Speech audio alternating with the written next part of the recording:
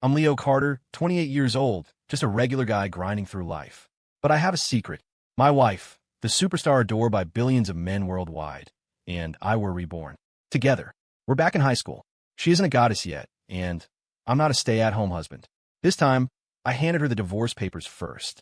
But she grabbed my hand, her eyes red with tears. My name is Leo Carter. It's a plain name, and I used to live a life that seemed unbelievable to others but felt numbingly real to me. My wife, Clara Evans, was the perfect goddess standing at the pinnacle of global fame, the object of obsession for billions of men. And I was just Mr.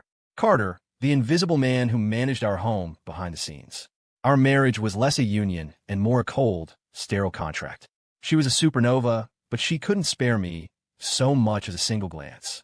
Coming home always meant facing an empty, frigid apartment in the back of her head.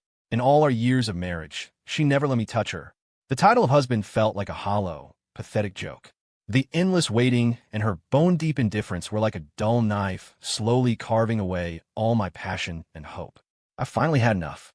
On a rare night, when she didn't have a public appearance, but still looked right through me, I spoke calmly. Clara, let's get a divorce. My voice wasn't loud, but it held a resolve I hadn't realized I possessed, and it echoed with startling clarity in the vast, empty living room. Behind me, the figure I was so used to seeing in silence seemed to freeze. A faint, almost inaudible tremor hung in the air. But in the end, she said nothing. Now, standing on the steps of the county courthouse, the early summer sun was blinding. I clutched the crisp, green-covered document in my hand. The final decree. The feeling was too complex to name. A thought flashed through my mind, unbidden. What if back then, at that critical fork in the road, I hadn't chosen the path that seemed safe but actually pushed her further and further away? Would things between us have been completely different? I'm sorry. Suddenly, a choked, sobbing voice came from behind me, like a thin needle piercing my heart without warning. I froze. Logic told me to walk away without looking back, to finally end this ridiculous relationship. But my body betrayed my mind. I couldn't stop myself. I turned around. She was just standing there. Even with sunglasses hiding the eyes that captivated the world, she was still breathtakingly beautiful. Tears streamed down her perfect cheeks, leaving wet tracks. A few passers-by had started to notice her, their whispers buzzing in the air. On some strange impulse, I reached out my hand, as if comforting a startled kitten, and gently patted her on the head. A smile I didn't recognize as my own twisted my lips. You didn't do anything wrong, Clara. It's just, we were never meant to be like this. My words seemed to stun her. The crying stopped abruptly, leaving only the slight tremor of her shoulders. Just then, a wave of intense dizziness hit me. The world spun, and the scene before me shattered like a broken mirror. The last thing that registered was her eyes, wide with terror. My head felt heavy, my neck stiff. I forced my eyes open. The blinding sun was gone, replaced by the dim yellow light filtering through a familiar window. Wait, this window. This wasn't the luxurious, ice-cold condo I shared with Clara. I shot upright, my eyes scanning the room. Faded walls, a worn wooden desk piled high with SAT prep books and assorted textbooks, and a few yellowed posters of basketball stars taped to the wall. The air smelled faintly of mothballs and sun-dried laundry. This was my bedroom from high school. I looked down at myself in disbelief. Under the cuff of a blue and white school polo, my wrist was slender, the way a teenager's is. The calendar hanging on the wall was clearly printed, September 4th, 2012. I was reborn, back to the beginning of my junior year. What about Clara? The shock was so immense I could barely think. Just then, my mom's familiar, booming voice yelled from the living room. Leo, what time is it? You still dawdling? You want to be late on the first day of school? Get up and eat your breakfast. I answered mechanically, but my heart was hammering against my ribs. If I was really reborn, then Clara, could she be too? An indescribable tension, mixed with a strange sense of anticipation, seized me. I threw on my uniform, grabbed my backpack, and bolted out the door. The streets were the same, the old sycamore trees lining the sidewalk.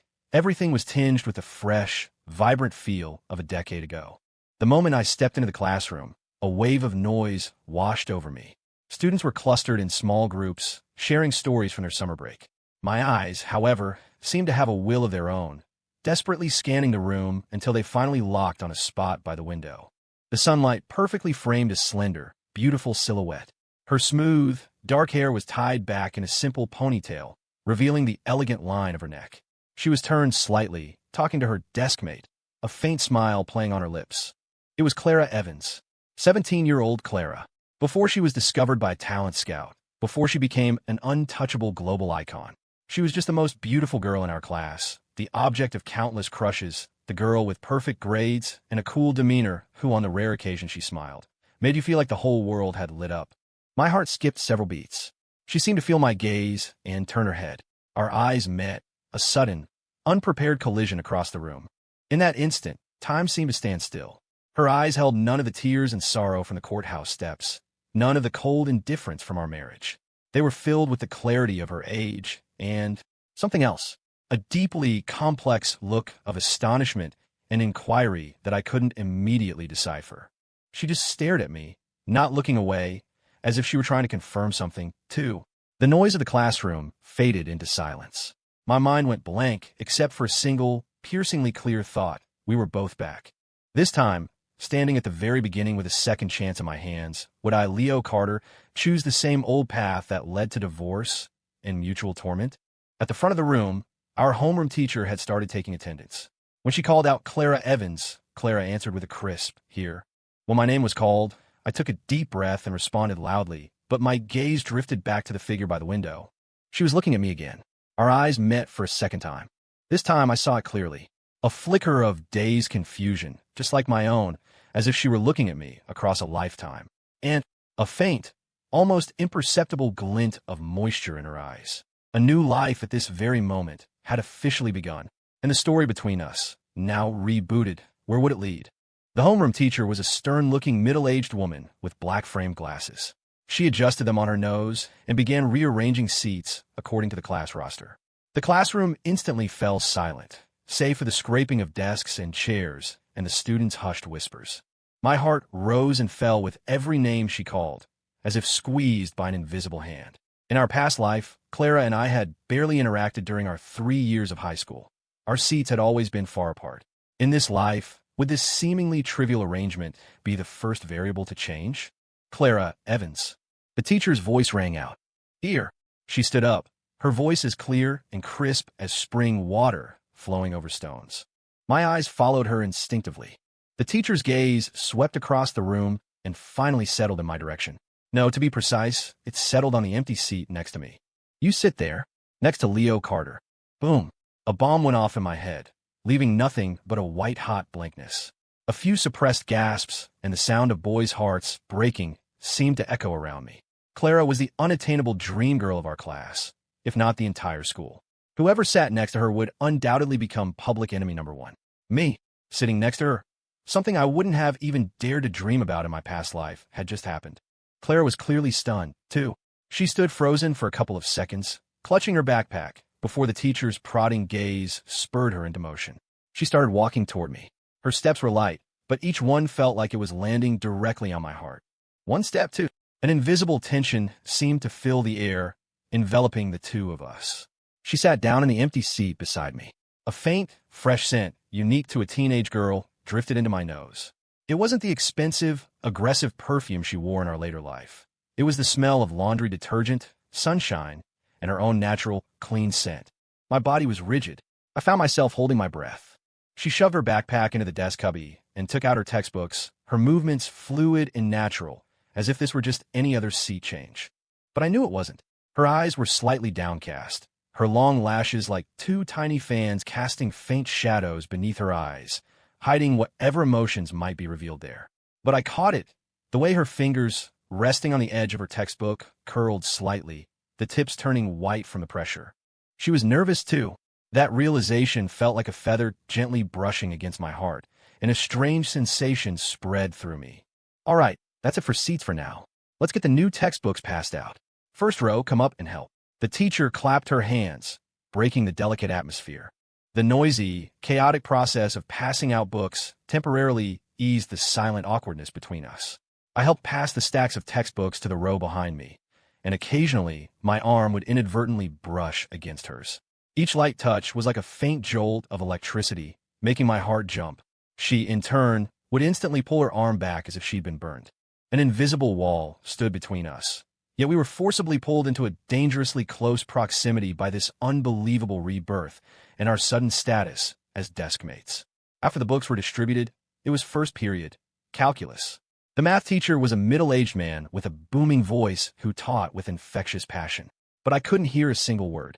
All my senses seemed to be uncontrollably focused on the person next to me. I could hear the soft rustle of her turning the pages of her book, feel the slight shift of air as her arm moved when she wrote, and could even vaguely make out the neat, elegant script on her open notebook. Images from our past life flooded my mind uncontrollably. The Clara who shone on stage at sold-out concerts. The Clara who gave graceful acceptance speeches at award ceremonies.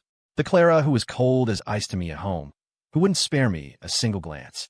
It was a stark, jarring contrast to the 17-year-old girl sitting next to me now, dressed in a baggy school uniform, frowning slightly as she worked through a complex derivative.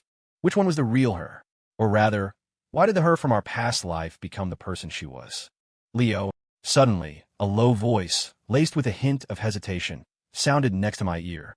I snapped back to reality and turned to meet Clara's gaze. Her eyes were beautiful, perfect almond shapes with dark, bright pupils like obsidian stones submerged in water. Right now, they held a question and a hint of scrutiny. "What's up?" I tried to keep my voice steady and calm. She pointed to my desk, her voice still quiet. "Your pen." It fell on the floor. I looked down.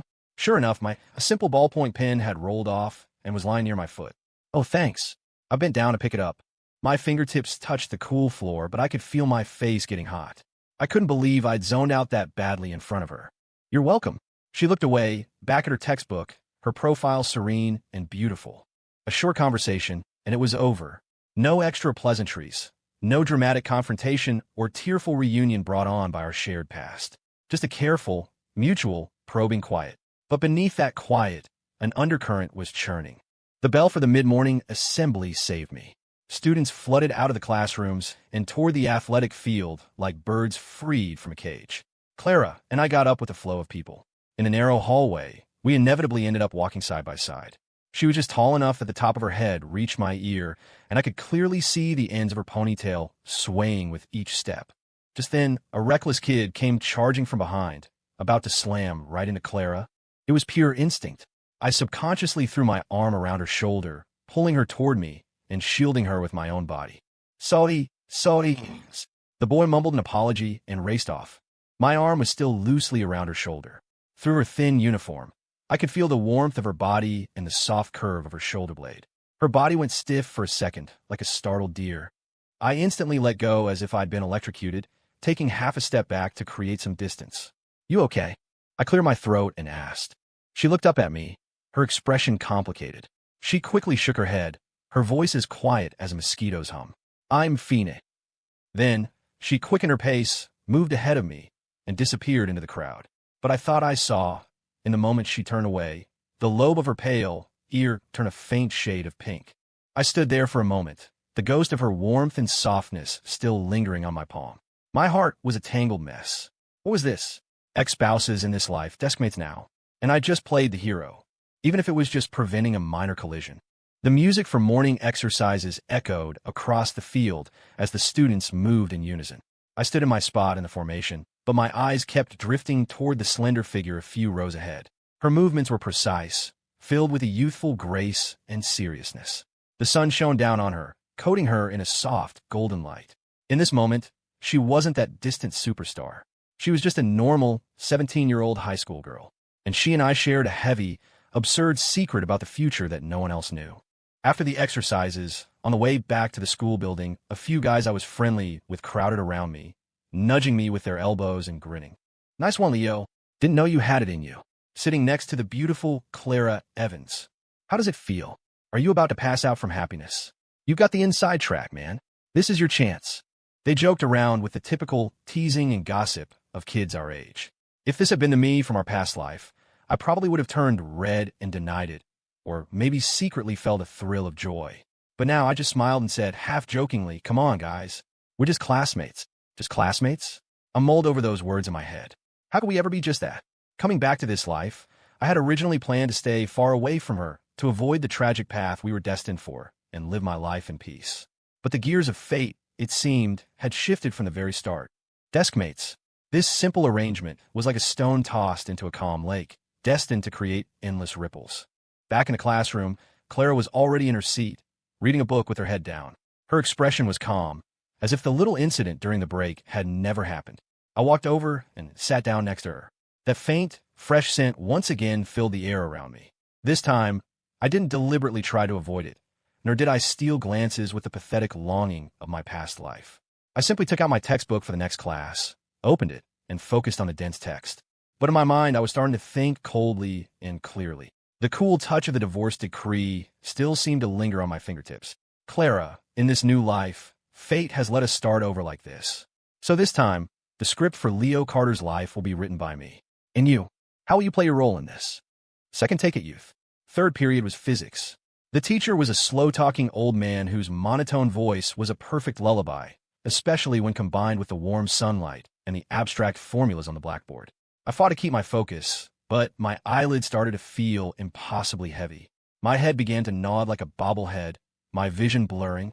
Just as I was about to completely surrender and drift off, my elbow was gently nudged by something hard. I jolted, instantly awake.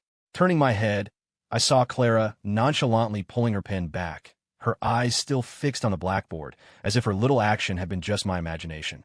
But I knew it wasn't. My sleepiness vanished. My heart felt like it had been lightly tapped by something a little numb, a little tingly. Was she reminding me to pay attention? The Clara from our past life wouldn't have just let me sleep in class. She probably wouldn't have even looked twice if I were lying in bed with a 104-degree fever.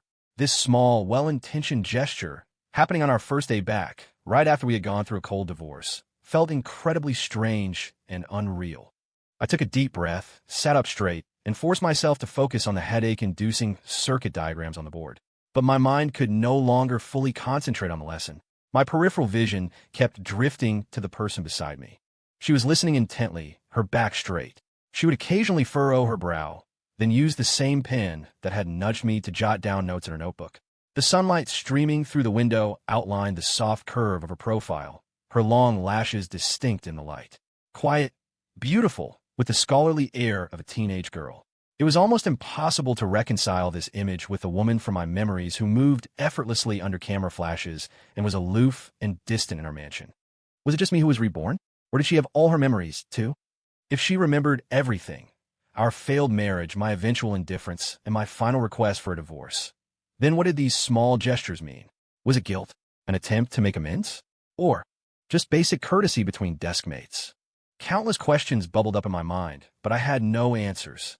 I could only suppress all my confusion and that flicker of an inappropriate emotion, maintaining a calm facade.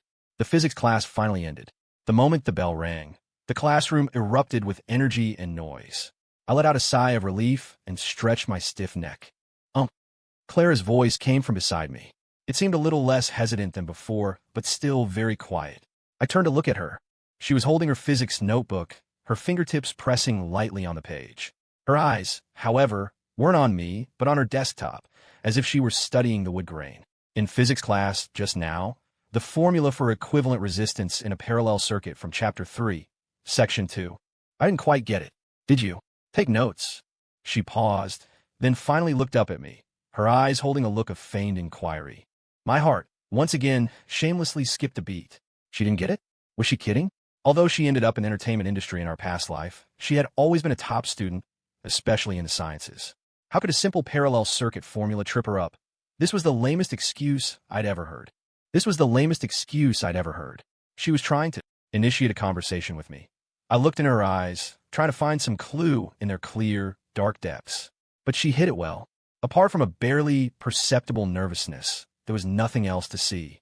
The noise from the hallway felt like background music as we fell into another one of our delicate silences.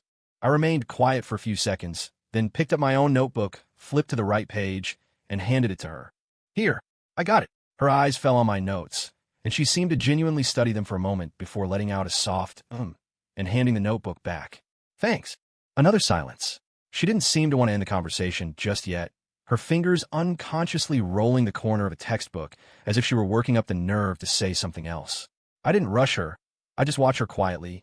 I wanted to know what she was really after, following such a clumsy pretext. Leo, she said my name again, her voice even lower, almost lost in the noisy classroom. For lunch. Where do you usually eat? Here it comes. My mind stirred, but I kept my expression neutral. The cafeteria. Or that little diner off campus? Oh, she responded, her eyelashes fluttering slightly as if she'd just made a decision. Well, do you want to go to the cafeteria together? I'm not really familiar with the food stations this semester.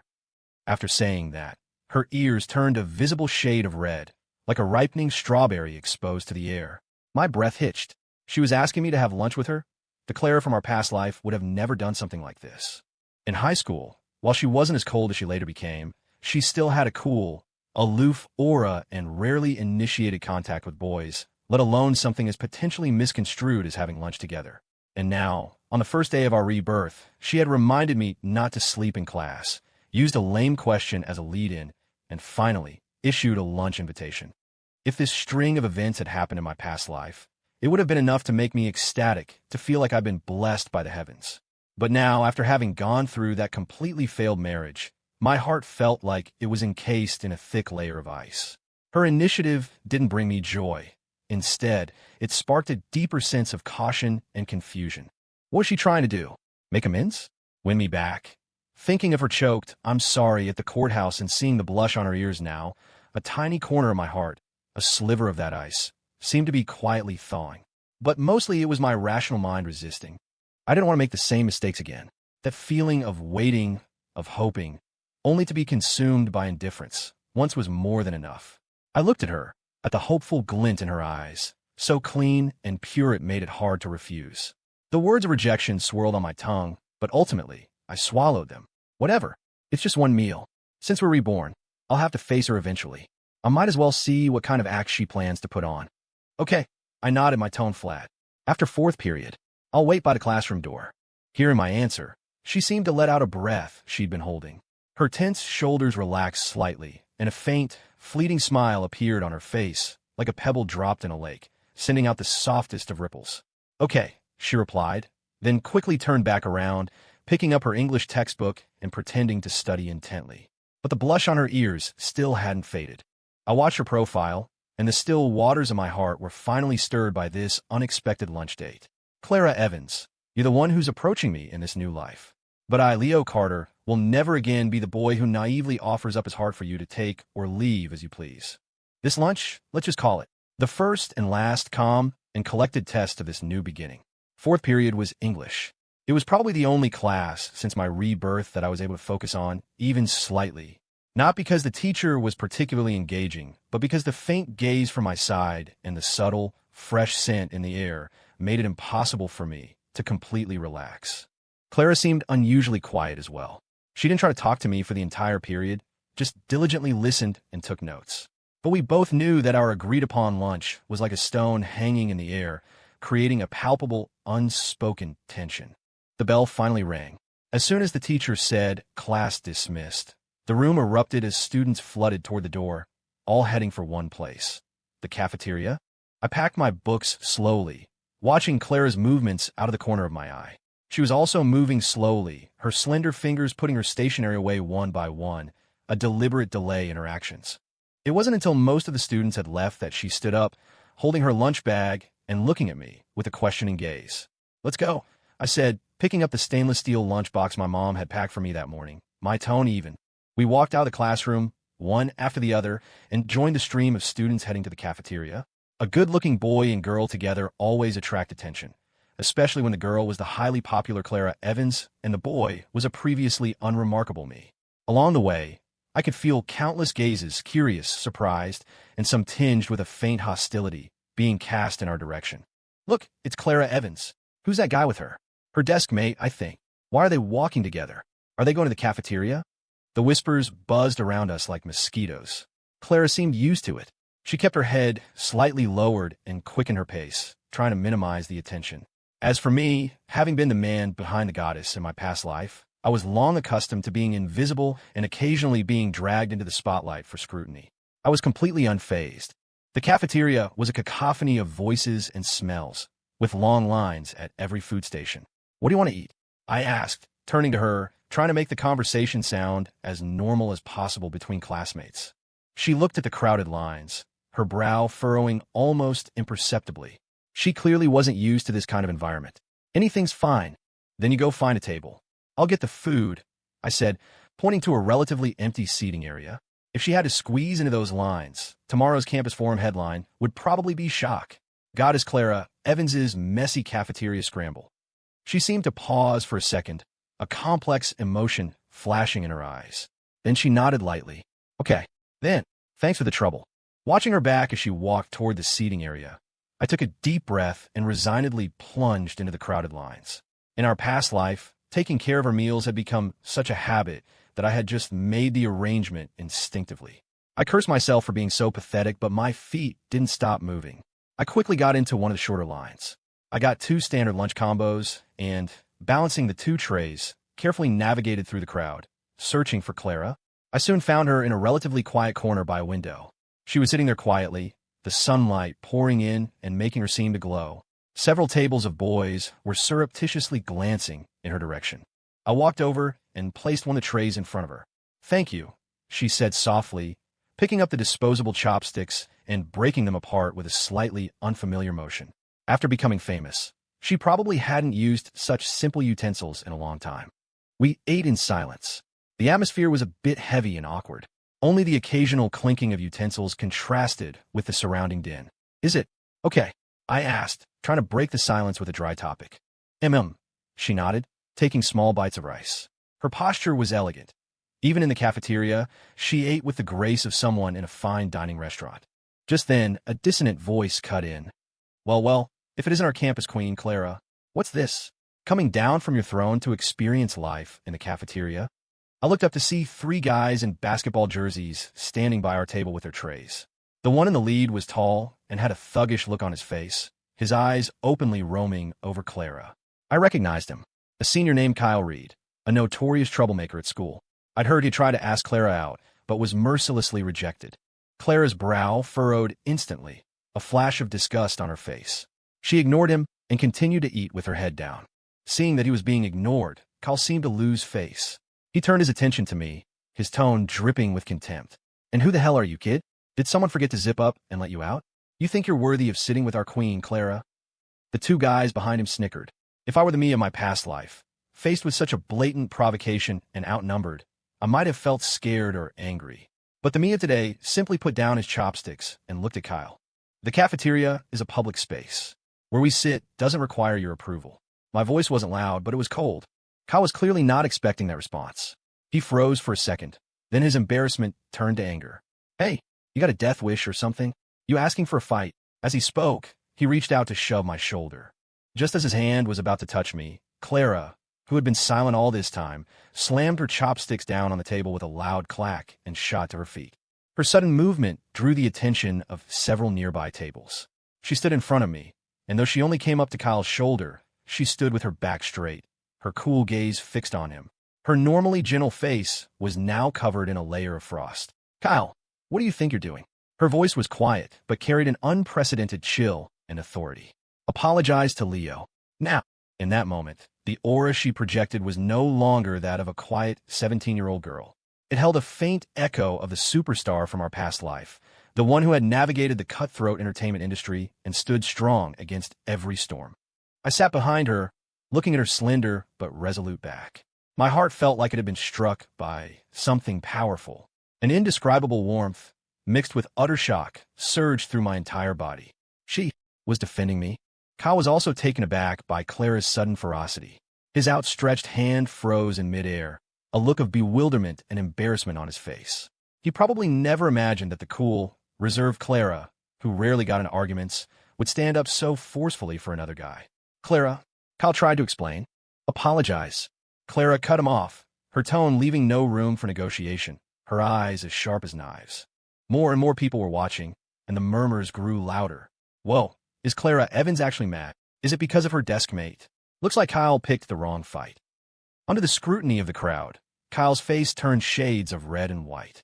He shot me a venomous glare, then looked at the unyielding Clara, and finally squeezed 3 words through his gritted teeth. "I am sorry." With that, he and his 2 followers scurried away. The storm passed. Clara slowly turned around to face me. The frost on her face quickly melted away, replaced by a subtle tension and concern. "Are you okay?" she asked softly, her voice still holding a trace of its earlier chill. I looked into her eyes, which clearly reflected my own image. In our past life, she had never looked at me like this, had never stood in front of me so resolutely. The ice around my heart, at that very moment, seemed to make a distinct cracking sound. "I'm fine." I shook my head, my voice a bit hoarse. "Thanks." She seemed to let out a sigh of relief. She sat back down, picked up her chopsticks, and said quietly, "Don't mention it." He was the one in the wrong. We resumed our meal, but the atmosphere had completely changed. The previous awkwardness was replaced by a delicate, warm silence. I watched her eat with her head slightly lowered, replaying the image of her standing up without hesitation, her voice cold as she demanded an apology. This lunch, originally intended as a test of our new dynamic, had been completely derailed by this sudden conflict and her unexpected defense of me. "Clara Evans, in this second life, you seem truly different." And this difference, like a boulder thrown into the lake of my heart, was no longer creating ripples of caution, but a surging wave I could no longer ignore. The cafeteria incident was like a sudden gust of wind, leaving a strange quiet in its wake. We finished the rest of our lunch in silence. Neither of us mentioned Kyle Reed again, but the image of her standing in front of me, her voice sharp as she demanded an apology, was now etched into my mind. After clearing our trays, we left the cafeteria, one walking slightly ahead of the other. The afternoon sun was gentler than it had been at noon, casting dappled, shifting patterns of light on the pavement through the leaves of the tall camphor trees. The whispers around us hadn't completely stopped, but Clara seemed to have her own personal shield, ignoring the stares and quiet comments. She walked just a little bit ahead of me, her pace unhurried, her ponytail swaying gently with her steps. I watched her back, my emotions a tangled mess. In my past life, I had craved her attention, her proximity. Even a single glance from her could make me secretly happy for days. But all that pathetic hope eventually froze solid in the face of her daily indifference. Now I had resolved to keep my distance, to draw a clear line between us. Yet she was the one closing the gap, even defending me. What was this? A belated apology? Or had she discovered my value after being reborn? My rational mind told me to maintain my distance, to not get sucked back into the hopeless mire of our past. But a frozen corner of my heart had cracked open, letting in a faint sliver of light because of her unhesitating actions just now. Heading back to class, I stopped at a fork in the path leading to the school building and spoke up, my voice a bit softer than before. She stopped too and turned to face me. The sunlight filtered through the leaves, dancing on her fair skin. Her eyes were clear and bright. "Yeah," she nodded, then as if remembering something, added, "Today. Thank you for getting my lunch." "It was nothing," I replied coolly. We walked up the stairs together. At this time, most of the students were still in the cafeteria or on the field, so the stairwell was quiet, with only the sound of our footsteps echoing in the empty space. "That guy, Kyle," she said suddenly, her voice exceptionally clear in the quiet stairwell. "He gave me a love letter before. I ignored it. I didn't expect him to be like this." Was she explaining things to me? I glanced at her. Her lips were slightly pursed, and her eyes were fixed on the stairs ahead. The line of her profile seemed a bit tense. "It's fine," I said, looking away. "He probably won't dare to try anything again." She let out a soft and said nothing more. The silence returned, but this time it felt less awkward and probing, and more relaxed. Back in the classroom, only a few students were scattered around, napping at their desks. Clara and I returned to our respective seats. She took out a textbook for the next class to review, while I leaned back in my chair and closed my eyes, pretending to rest. But my mind was replaying the events of the past day. The divorce decree, her tears, the rebirth becoming desk mates, the reminder in physics class, the clumsy question, the lunch invitation, the defense in the cafeteria. It all felt like a bizarre, vivid dream. And at the center of this dream was the girl sitting next to me. The her of our past life was like a distant, untouchable iceberg. I had exhausted myself trying to get closer, only to end up frostbitten and defeated. The her of this life still carried a cool aura, but she had approached me, even showing a clumsy kindness and a protectiveness I had never seen before. This stark contrast confused me, and it made my once dead heart stir uncontrollably. What should I do? Keep my guard up and push her away? Or try to accept this second chance? Reason and emotion waged a fierce battle in my mind. "Leo," her voice, soft and quiet, broke through my thoughts again. I opened my eyes and looked at her. She was holding a folded note, which she held out to me. Her eyes held a hint of hesitation and a barely perceptible hope. "What is it?" I didn't take it immediately. "Just take a look," She pushed the note a little closer, her fingertips turning slightly pale. I hesitated for a moment before finally taking it. I unfolded the note. Inside were several lines of neat, elegant handwriting. It was a summary of the physics lesson from Chapter 3, Section 2, with a few easily confused concepts clearly marked in red ink. It was the very topic she had claimed not to understand earlier. And at the very bottom of the note, there was another line written in small script. This morning. Thank you for not rejecting me in front of everyone.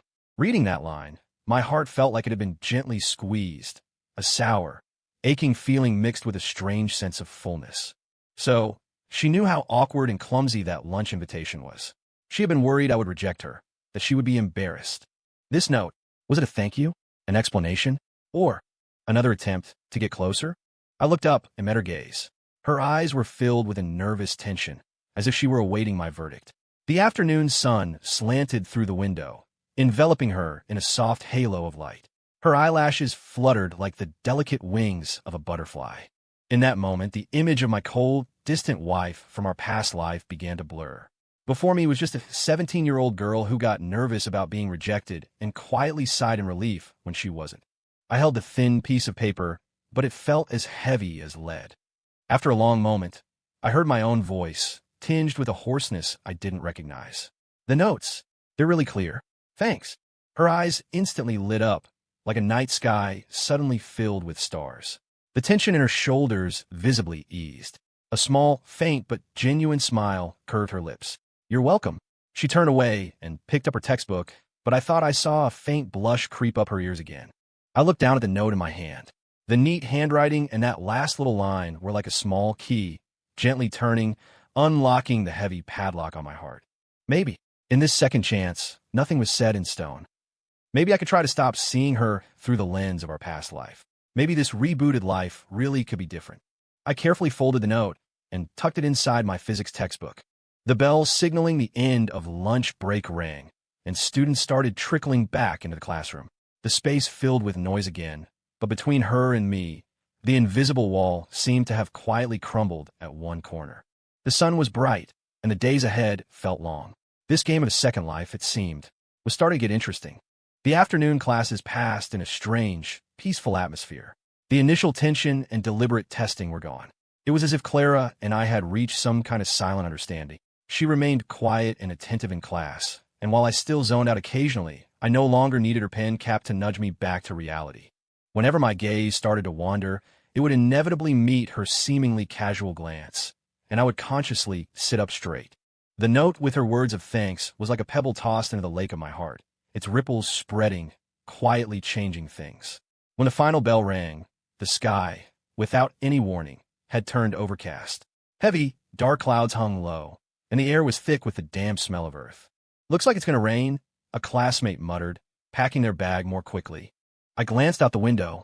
Fat raindrops were already starting to smack against the glass, quickly blurring into a solid sheet of water. A number of students who hadn't brought umbrellas were now stuck at the classroom door, groaning in dismay. I habitually checked the side pocket of my backpack. Empty. Only then did I remember that the sun had been shining brightly when I left home, and the thought of bringing an umbrella hadn't even crossed my mind. Did you bring an umbrella? I asked Clara casually. She was zipping up her backpack. She paused and shook her head slightly. No, I wasn't surprised. In our past life, she was always a little scatterbrained about small, practical details like this. Looks like we'll have to wait for it to let up. I sighed, leaning back in my chair and watching the downpour intensify outside. Students left one by one, some dashing into the rain with their backpacks over their heads, others huddling under a shared umbrella. Soon, the classroom was empty except for the two of us and the sound of the rain lashing against the windows. The atmosphere suddenly became very quiet. We stood side by side at the classroom door, watching the white curtain of rain. A coolness from a storm seeped in, chasing away the last of the late summer humidity. This rain doesn't look like it's stopping anytime soon, she said softly, her gaze fixed on the water, streaming from the eaves. Yeah, I agreed, mentally debating whether I should just make a run for it or stay and get some homework done. Just then, a boy from the class next door ran up under an umbrella. He had a shy smile on his face, and his eyes went straight past me to Clara. Clara, you don't have an umbrella? I can walk you home. He'd clearly summoned all his courage to say it, his hand clutching the umbrella handle tightly. Here we go again. I had seen this scene countless times in our past life. Whether in school or later in her career, there was never a shortage of men eager to do things for her. And I was usually the forgotten background scenery. I instinctively took a step back, ready to give them space, to remove myself from the situation out of habit. However, Clara's reaction was completely unexpected. She didn't even look at the boy. Instead, she turned her head slightly, her gaze landing on me, and said in a clear, calm voice, "No, thank you. I'm waiting for the rain to stop." The boy's smile froze. He glanced awkwardly at me, then back at Clara, whose refusal was unmistakable. Finally, he mumbled a dejected, "Okay," and ran off into the rain. I looked at her, stunned. She was still watching the storm, her profile soft, as if she had just refused something utterly trivial. Why?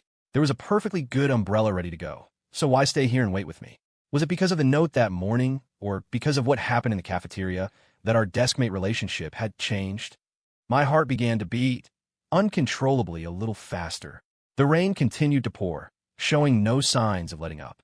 The sky was also getting darker. "Waiting here isn't going to work," I said, frowning at the darkening sky. If I wasn't home by nightfall, my mom would start to worry. I took off my school polo shirt, leaving me in my t-shirt, and held it out to her. "Use this to cover up. Let's make a run for it. Your place isn't far from here." She turned and looked at the large blue and white shirt in my hands, a flicker of hesitation in her eyes. Just as I thought she would refuse such an undignified plan, she gave a small nod. "Okay." Her compliance surprised me again. I held the shirt open above our heads and motioned for her to get under. She lowered her head and quickly stepped next to me, ducking under the makeshift cover. The space instantly became tight. The shirt wasn't that big, and to keep both of us covered, we had to stand very close. I could clearly smell the faint, clean scent of her hair and feel the cool touch of her arm brushing against my shirt. Her breathing seemed to have become shallow, and her body was a little stiff as she tried to maintain a tiny, pitiful distance between us. "Ready?" I asked, looking down at her. My voice sounded a little deeper because of our proximity. She responded, her voice barely a whisper. "Run!" I shouted, and holding our temporary umbrella, we plunged into the downpour together. Rain immediately soaked our pants and shoes. The polo shirt did little to shield us from the deluge. Water dripped through the fabric, soaking my arm and the stray hairs at her forehead. We ran side by side through the curtain of rain, splashing through puddles. The world was a roar of falling water, and it felt as if we were the only two people left, running toward the same destination in this cramped, temporary shelter that held the warmth of our bodies. I glanced over at her. Her lips were slightly parted, her cheeks flushed from running. A few wet strands of hair were stuck to her forehead. She looked a little disheveled, but there was a breathtaking, vibrant beauty to her that was completely different from the polished perfection of her past life. This version of her felt real, tangible. My heart, soaked by the rain, felt impossibly soft. By the time we reached the entrance to her apartment complex, we were both more or less drenched. I lowered the heavy, soaked shirt, panting. "We're here," I said, wiping the rain from my face. She stood under the awning, her chest rising and falling slightly. She looked up at me, her eyes glistening from the rain, like freshly washed jewels. "Thank you, Leo." Her voice was still breathy from the run, and her gaze was complex as she looked at my soaked t-shirt and dripping hair. "No problem," I said, shaking out the shirt, trying to sound casual. "You should get inside and take a hot shower so you don't catch a cold." She nodded, but didn't turn to leave right away. Instead, she opened her own damp backpack, pulled out a small pack of tissues, took one out, and handed it to me. "Wipe your face," she said very softly. I paused for a second, then took the tissue, which felt cool from her fingertips. "Thanks." She looked at me, her lips moving as if she wanted to say something else, but in the end, she just repeated, "Well, I'm heading up now." "Yeah." She turned and walked into the building, pausing at the door to look back at me one last time before disappearing inside. I stood there, clutching the soft tissue, which seemed to carry her faint scent. Rain dripped from my hair, the cold sensation making me feel incredibly clear-headed. The short, close journey through the downpour, her scent filling the cramped space, and the look in her eyes when she handed me the tissue. It was all like this sudden storm, fiercely washing away the defenses I had built around my heart. "Clara Evans, in this new life, you've become someone I don't understand, and someone I can no longer easily resist." I looked up at the still overcast sky. The rain hitting my face was cold, but it couldn't extinguish the tiny flame she had quietly ignited deep inside me. This path of rebirth seemed to be deviating more and more from the one I had planned. And this time, it seemed I didn't want to correct its course. That rainstorm ended up having consequences after all. The next morning, I woke up with a dry throat and a foggy head. I forced myself out of bed, and my mom felt my forehead. "You're a little warm," she muttered, handing me a packet of cold and flu powder. "You're a grown man, and you still don't know to get out of the rain? Look at you, soaked to the bone," she grumbled as she stuffed a pack of tissues into my backpack. "If you feel sick, tell your teacher. Don't try to tough it out." I mumbled in agreement and shoved the medicine into my bag, my thoughts drifting, for some reason, to Clara. She had gotten soaked yesterday, too. I wondered if she was okay. I felt a bit unsteady on my feet walking to class. As soon as I sat down, Clara looked over. Her eyes lingered on my face for a few seconds, and her brows knitted together slightly. "You don't look well." Her voice held a subtle note of concern. "It's nothing, probably just a small cold," I said, trying to make my voice sound normal as I took out my textbook for morning reading. She didn't say anything else, just silently took out her own thermos and pushed it across the desk toward me. "Drink some hot water." I stared at the white thermos with its simple floral pattern and froze. In our past life, her things were strictly her own. I was never even allowed to touch them. "You don't have to." I started to refuse out of habit. "It's clean," she interrupted, her tone firm and insistent, her eyes clear as she looked at me. "Thanks." Unable to refuse her gaze, and with my throat feeling like it was on fire, I took the thermos and twisted it open. The warm water flowed down my dry throat, bringing a wave of relief. The water was the perfect temperature and had a faint sweetness to it, as if it had been mixed with a bit of honey. She watched me take a few sips before looking away and picking up her own book to read. I was distracted during morning reading period. My head felt heavier and heavier, and my nose started to get stuffy. I obviously couldn't go to the morning assembly, so I just rested my head on my desk, my whole body aching. In a daze, I felt someone gently touch my arm. I looked up. It was Clara. She was holding a small glass bottle of pills and a folded tissue. "I got some medicine from the school nurse," she said, placing the items on my desk, her voice very low. "These are vitamin C tablets. They might help. And this." She paused, tapping the tissue with her fingertip. "It's a mint.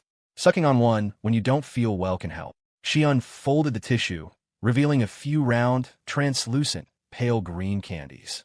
I stared at the mints, and my heart felt like it was being gently wrapped in something warm and bittersweet. When I was sick in our past life, the most she ever did was have her assistant deliver expensive supplements, placing them on a table as if completing a task. She had never personally gone to get medicine for me, let alone thoughtfully prepared candies. "Thanks," I said, my voice thick from my stuffy nose. She shook her head and didn't say anything else before getting up to head to the athletic field for the assembly. The classroom was empty and quiet, with only me left behind. The sunlight streamed through the window, making the pale green mint sparkle. I picked one up and put it in my mouth. A cool, intensely minty sweetness exploded on my tongue and spread down my throat, seeming to chase away some of the fogginess in my head. The taste was both strange and familiar. Strange because this was the first time she had ever given me candy. Familiar because this cool sweetness was so much like the complex, hard-to-describe feeling in my heart right now. Does she remember our past life? If she does, why is she so completely different?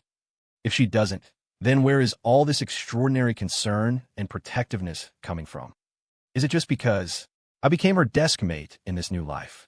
Countless questions flooded my mind again, but this time they were accompanied by an unstoppable warmth.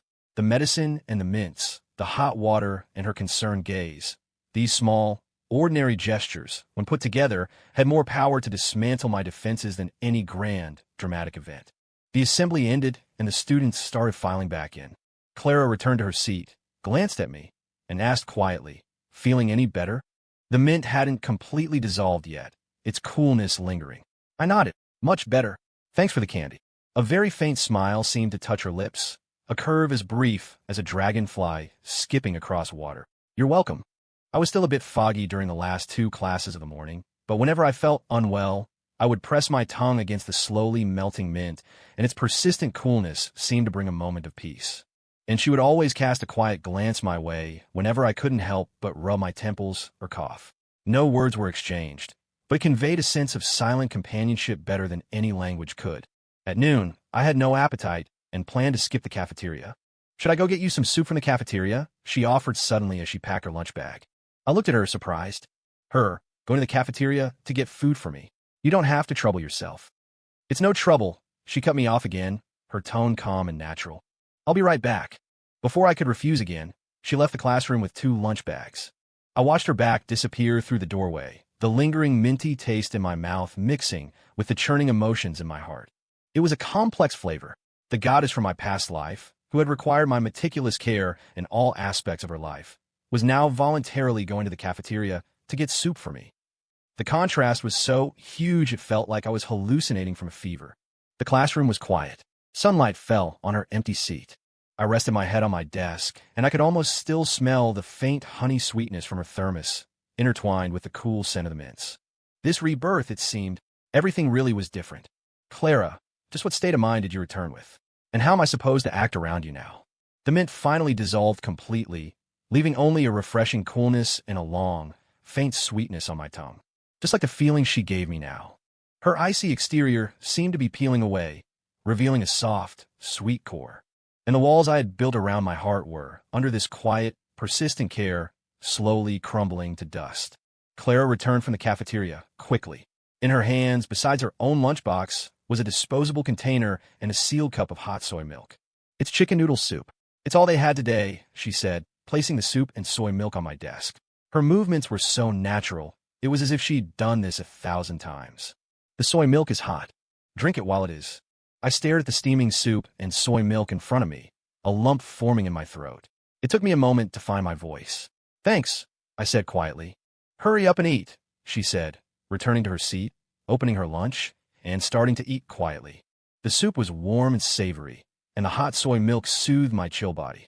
I ate in small spoonfuls, catching glimpses of her focused profile out of the corner of my eye. Students who had finished their lunch started trickling back into the classroom. Seeing us, they couldn't help but cast curious, probing glances our way. A few boys exchanged meaningful looks when they saw the soup and soy milk on my desk, which Clara had clearly brought for me. I ignored them, and she seemed oblivious. However, rumors, like an invisible wind, began to spread. During the break, after first period in the afternoon, I went to the restroom at the end of the hall. Just as I reached the door, I heard the sound of a few boys laughing inside. I can't believe it. Has Clara Evans really fallen for a guy like Leo Carter? I know, right? She's even bringing him food? I saw them running home in the rain together yesterday. They were standing so close. Tisk TSK. So the Ice Princess is melting. What's so special about Leo? His grades are average, and he's not even that good looking. Who knows? Maybe he's got some hidden talents we don't know about. Huh. The harsh laughter and malicious speculation were like needles in my ears. I stopped, my hand tightening on the doorknob, my knuckles turning white. A wave of anger, mixed with a bitter sense of humiliation, washed over me. In my past life, hearing such talk would have made me feel insecure, angry, and convinced that I truly wasn't good enough for her, that I was dragging her down. But now, my primary emotion was a cold fury. Not for myself, but for them for talking about her with such flippant, dirty words. I took a deep breath and shoved the door open. The laughter inside died instantly. The 3 boys looked at me, their faces flashing with embarrassment and a hint of panic. Go on, I said, leaning against the doorframe, my gaze sweeping over them calmly, my voice cold. Why'd you stop? The boy in the lead tried to act tough, sticking his neck out. We're just talking. What's it to you? You're talking about me, so it is my business, I said with a slight smirk. As for talking about Clara Evans, are you worthy? My eyes moved from one face to another. My expression held none of the impulsive anger of a teenager, only the cold, hard pressure of someone who had seen the world. The 3 boys were unsettled by my stare, their bravado instantly deflating. Oh, who was talking about her? We're leaving. The leader blustered, and the 3 of them squeezed past me and scurried away. I stood there, the anger in my chest still simmering. The rumors had started, faster and uglier than I had expected. When I got back to the classroom, Clara was writing homework with her head down, seemingly unaware of what had just happened. But I noticed that her fingers were gripping her pen a little too tightly, and her lips were pressed into a thinner line than usual. Had she heard, or had she just felt the strange looks? The bell rang, and I returned to my seat. The physics teacher was lecturing enthusiastically at the front of the room, but my mind was elsewhere. After the second period, we had a study hall. My chest felt tight, so I got up, wanting to go to the rooftop for some fresh air. The rooftop of the school building was usually deserted. I pushed open the heavy iron door, and a cool wind immediately hit my face, blowing away some of the frustration in my heart. I walked to the railing and looked down at the students running and jumping on the athletic field and the city skyline in the distance, taking a deep breath. Just then, I heard light footsteps behind me. I turned to see Clara walking onto the roof as well. She stood a few feet away from me. The wind blew strands of her hair across her face and billowed her school uniform, outlining her slender frame. We looked at each other from a few feet apart, neither of us speaking first.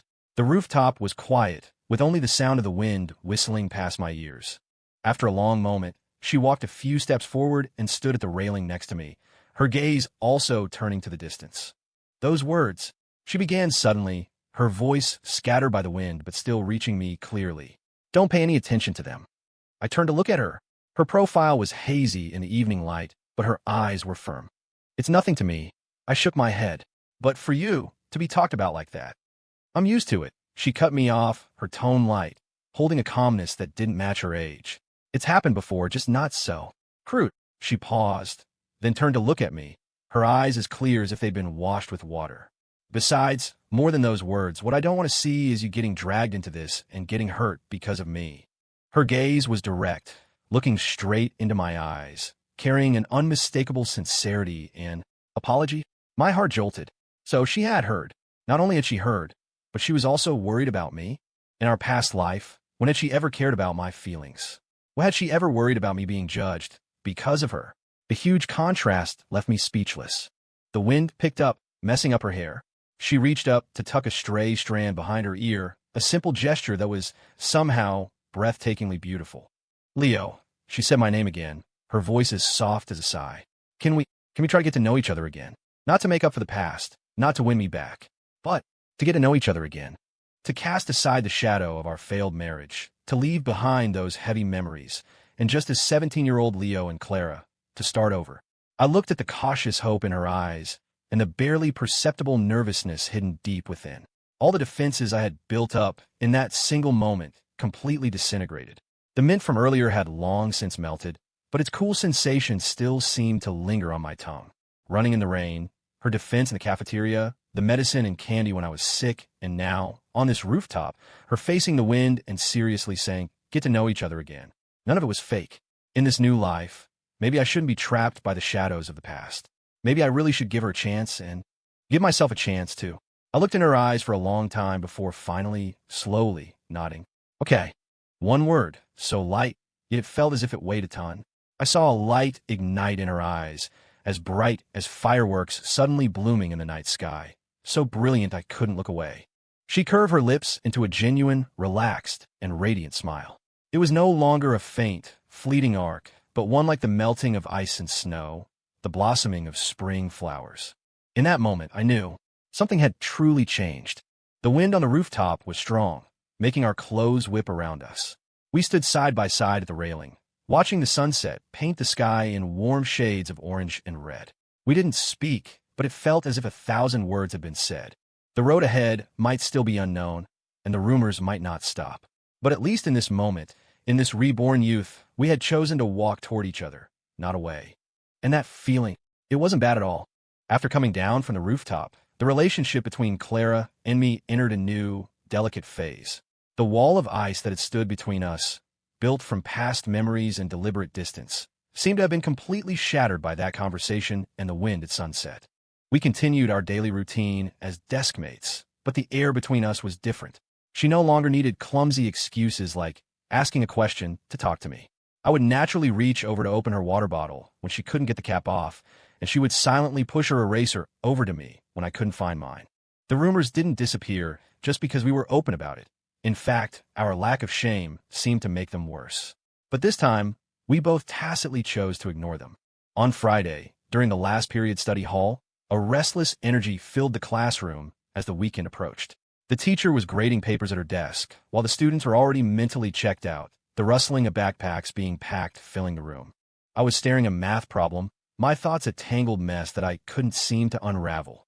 I subconsciously tapped my temple with the end of my pen.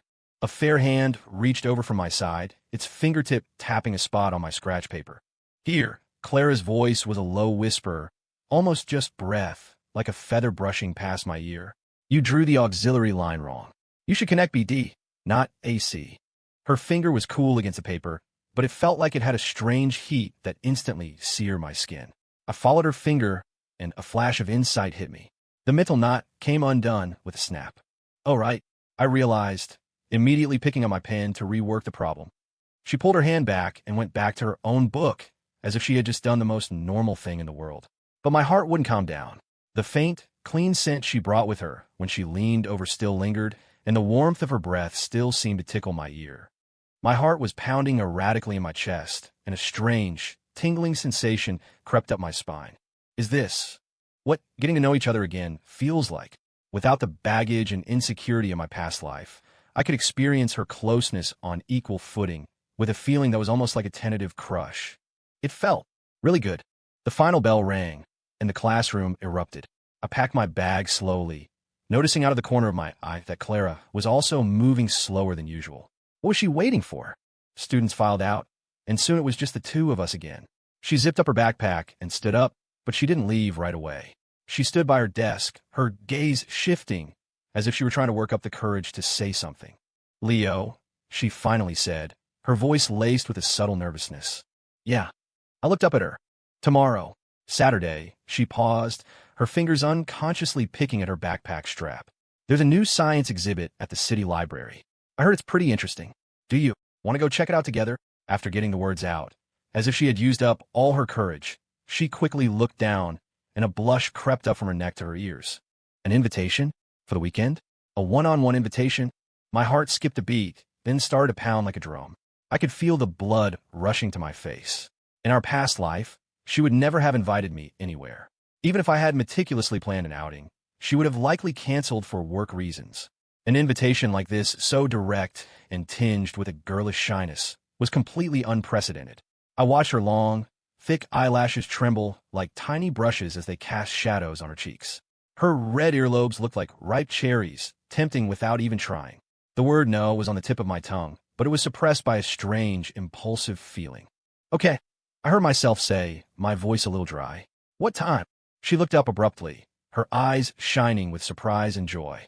The blush on her face deepened, and she couldn't stop the corners of her lips from turning up. 9 in the morning at the library entrance. "Is that okay?" "Yeah, that's fine," I nodded. "Then, see you tomorrow." As if afraid I would change my mind, she grabbed her backpack and practically skipped out of the classroom, her ponytail bouncing happily behind her. I watched her disappear, and the classroom fell silent, leaving me alone. The air still seemed to hold her fresh scent and the lingering thrill of our brief conversation. I reached up and touched my cheek. It was hot. I thought of her shy yet hopeful expression, like a kitten cautiously extending a paw. She was a world away from the cool, distant, almost ethereal superstar of my past life. Was this her true self, stripped of the celebrity persona and the weight of a failed marriage?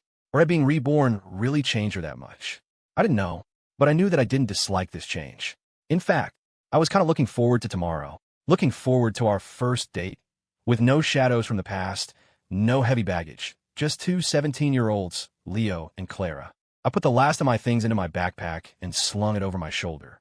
As I walked out of the classroom, the evening sun painted the hallway in a warm, orange glow. My mood for the first time since my rebirth was light and bright. "See you tomorrow, Clara. This time, let's really truly start over." Saturday morning was bright and sunny, the air filled with the fresh scent of grass and trees. I arrived at the city library 15 minutes early, my heart filled with a nervous excitement I hadn't felt in years. Dressed in a simple white t-shirt and jeans, I watched the people coming and going, feeling like a real teenager waiting for a date. At 5 minutes to 9, I saw Clara get off the bus. She was also dressed simply in a light blue sundress and white canvas sneakers, her long hair down and shining in the sun. She hadn't tied it back in its usual ponytail, which made her look less like a schoolgirl and more softly beautiful. She was holding a small water bottle and scanning the library entrance. When her eyes landed on me, they instantly lit up, and she hurried over. "Have you been waiting long?" she asked, slightly out of breath, her cheeks flushed from her jog. "No, I just got here," I said, my heart picking up its pace again. This version of her, so real and vibrant, was more dazzling than any airbrushed poster from her past life. We walked into the library together. The new science exhibit was on the second floor. The hall was quiet, with only a few staff members and other visitors. The exhibit was about space and the deep sea, with massive photos of nebulas and models of bioluminescent creatures creating a serene, mysterious atmosphere. We walked through slowly, occasionally whispering to each other. "Look at this jellyfish. Doesn't it look like a transparent umbrella?" She pointed to a glowing model, her voice low. "It does," I nodded, finding her focus profile more interesting than any of the exhibits. "The universe is so big," she said, looking up at a photo taken by the Hubble telescope. "It makes people seem so small." Yeah, I agreed, though in my mind I was thinking that even the smallest person has their own unique path. Just like us. To have gone through such a bizarre rebirth and met again in this vast world was, in itself, a miracle. We came to an interactive section where you could listen to the sounds of the deep sea. She put on a pair of headphones and closed her eyes, her long lashes resting on her cheeks like butterfly wings. After a moment, she opened her eyes, which were sparkling, and handed me the other earpiece. "You have to hear this. It's the strangest sound." I took the earpiece. A hollow, distant humming filled my ear, like a sound from another world. The cord wasn't very long, so we had to stand close together. So close I could smell the fresh scent of her hair and feel her warm breath tickling my ear. In that moment, everything else seemed to fade away. There was only the deep, echoing sound of the ocean in the headphones and her smiling eyes, just inches away. My heart felt like it was soaking in warm water, impossibly soft. By the time we left the library, it was noon. The sun was bright and hot. "Hungry? I know a decent noodle shop nearby," I suggested naturally, as if we had been doing this for years. "Okay," she said with a smile, no hesitation at all. The noodle shop was small but clean. We found a table by the window and ordered 2 bowls of their signature beef noodle soup. As we waited, the silence between us was comfortable, filled with a pleasant warmth. The soup arrived quickly, hot and fragrant. She ate in small, delicate bites, a few beads of sweat forming on her nose. She looked completely content. "Is it good?" I asked. "MHM." She nodded enthusiastically, her eyes curving into crescents. "Way better than the cafeterias." Seeing her unguarded smile, the last lingering shadow of our past life finally vanished, chased away by the warm sunlight. The past was the past. What mattered was now. Was this girl in front of me who could smile and blush, and whose eyes would light up over a good bowl of soup? After lunch, we walked slowly down a tree-lined street with no particular destination, just enjoying the rare, relaxed time together. Dappled sunlight filtered through the leaves, and a gentle breeze carried the warmth of early summer. We stopped at a crosswalk, waiting for the light to change. The street was filled with the constant flow of cars and people. I looked at her quiet profile, at the strands of hair the wind was playing with, and my mind flashed back through all the moments since our rebirth. The cold touch of the divorce decree, her tears, our eyes meeting in the classroom, running through the rain, the wind on the rooftop, and her bright eyes as she handed me the earpiece in the library. It was all leading to one clear conclusion. The red light started to flash. Just a second before it turned green, I took a deep breath and made the boldest, most honest decision of my new life. I reached out and gently took her hand. Her whole body went rigid. She whipped her head around to look at me, her eyes wide with shock and a hint of disbelief. Her hand was soft and slightly cool. My own palm was sweaty from nerves. I didn't let go. Instead, I tightened my grip slightly and looked at her steadily. "Clara Evans," I said softly. "This time, let's walk this path together." Okay. It wasn't a question. It was an invitation. An invitation to say goodbye to the past and walk into the future. A deep blush spread across her cheeks, all the way down her neck. Her long eyelashes fluttered wildly, like a startled butterfly's wings. But she didn't look away. She looked right back at me, her eyes shimmering with moisture. But these weren't tears of sadness. They were tears of relief, of joy. Then I felt her cool hand in mine gently but firmly squeeze back. The light turned green. The crowd began to move. Holding each other's hands tightly, we smiled, took a step forward together, and merged into the flow of people walking ahead. The sun was bright, illuminating the road before us. The air tasted like summer and the beginning of our brand new, infinitely possible story. In a text.